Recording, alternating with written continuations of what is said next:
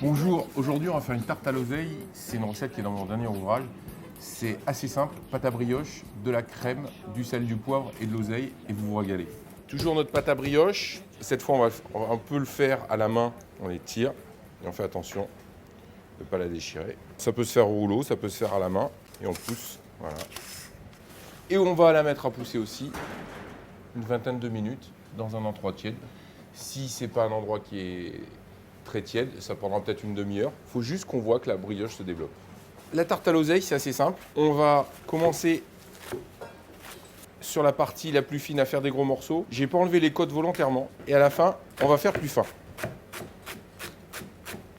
On va prendre notre fameuse crème de la ferme du Verne. On en met un demi-pot. On va mettre dedans l'oseille qui est coupée en gros morceaux. Alors ça, c'est une petite variante pour les lecteurs du Point. Dans ma recette de livre, je ne fais pas chauffer la crème. Je mélange à cru, mais tiens, on va voir ce que ça donne parce que c'est intéressant que les recettes, elles vivent. On fait fondre l'oseille et l'autre, on la garde à cru. Et ça, on va le laisser légèrement refroidir. On voit que notre pâte a légèrement poussé. Elle est un petit peu rétractée, donc on va la remettre correctement au fond du moule. Voilà. On va dorer les bords. Vous avez vu, on n'a pas beurré le moule parce que la pâte à brioche, c'est déjà suffisamment gras et ça ne va pas coller. On va faire quelques petits trous comme ça dedans pour éviter qu'elle pousse trop au milieu avec ses doigts. Il faut bien toucher le fond. Et là, on va la pré-cuire 10 minutes au four à 160 degrés. Notre pâte à pousser, on va faire quelques petits trous. On égalise bien les bords. Voilà. La crème a refroidi, on va mettre l'oseille crue dedans. Un bon tour de moulin à poivre. Voilà, on remélange. Une partie qui va être cuite, une partie qui est... Voilà, on voit bien celle qui est cuite. On assaisonne légèrement. Donc là, on verse notre appareil dessus et on corne bien tout ce qu'il y a, parce que ça, c'est le meilleur. Et on ne gaspille pas. Attention de ne pas trop en mettre sur la bordure. Ça aura toujours tendance à s'étaler.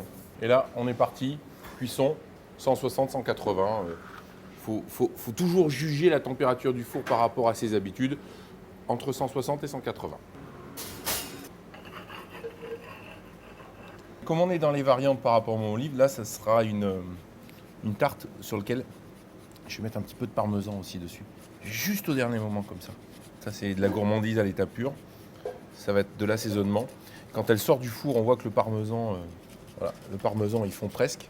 C'est un assaisonnement. C'est quelque chose que j'adore proposer à ma famille. C'est une version salée des tartes que vous pourrez retrouver dans mon dernier ouvrage. Mais comme vous le savez, j'aime dire que les recettes, c'est pas des prisons, c'est pas quelque chose d'enfermé. Donc à vous approprier cette recette.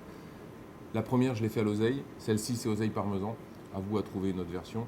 Et je sais que vous allez vous régaler. À bientôt.